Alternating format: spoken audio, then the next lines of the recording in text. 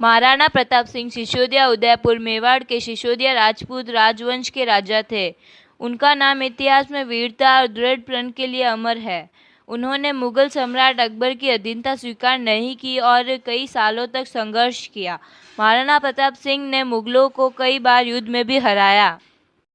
हल्दीघाटी का युद्ध 18 जून 1576 को मेवाड़ के महाराणा प्रताप सिंह का समर्थन करने वाले घुड़सवारों और घुनूरगारियों और मुगल सम्राट अकबर की सेना के बीच लड़ा गया था, जिसका नेतृत्व आमेर के मानसिंह प्रथम ने किया था।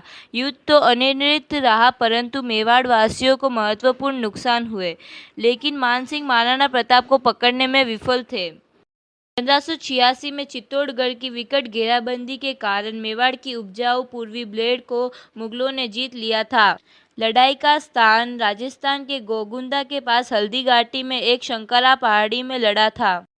महाराणा प्रताप ने लगभग 3000 घुड़सवारों और 400 भील घुनूरगारों के बल पर मैदान पर उतारा।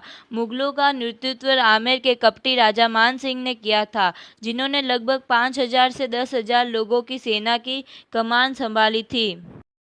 3 घंटे से अधिक समय तक चले भयंकर युद्ध के बाद उनके कुछ लोगों ने उन्हें समय दिया। वे जमकर युद्ध किया और बहुत दिनों लड़ने के लिए जीवित रहे। महाराणा प्रताप की फौज में 1600 सिपाही मारे गए थे, जबकि मुगल सेना ने 4000 से 6000 लोगों को खो दिया था। युद्ध की अगली सुबह मानसिंह ने गोगुंदा, उदयपुर, कुंभलगढ़ और आसपास के क्षेत्रों पर कब्जा करने में सक्षम रहे, परंतु वे लंबे समय तक उन पर पकड़ बनाने में असमर्थ रहे।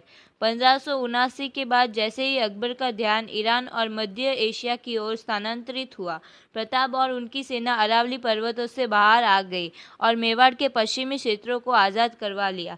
राणा प्रताप बहुत दिनों तक जंगल में रहे।